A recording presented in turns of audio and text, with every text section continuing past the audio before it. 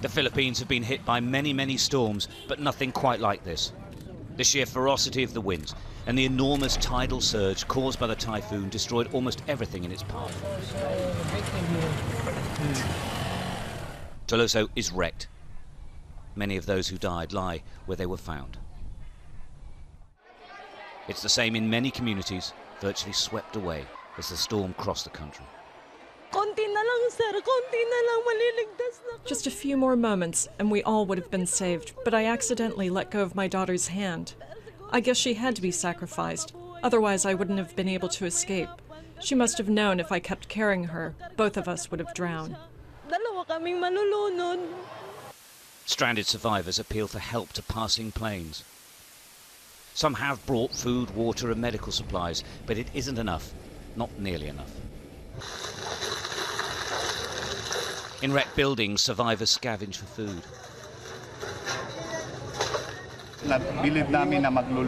If we see people getting food, we just let them be. However, if they're looting other things, such as appliances, we apprehend them. As time goes on, these tiny groups sheltering in the few buildings still standing say their supplies are almost out. Please tell my family I'm alive. We need water and medicine because a lot of the people we're with are wounded. Some are suffering from diarrhea and dehydration due to a shortage of food and water. With blocked roads and broken bridges, the local relief effort is moving slowly. The government has declared a state of national calamity to allow it to take direct control of this disaster relief. We are declaring a state of national calamity to accelerate the efforts of government to save, to render aid and to rehabilitate the provinces that were ravaged by the storm. This is important so that we can ensure control over the price of the basic commodities and services that our countrymen will need to avoid overpricing and hoarding of vital products.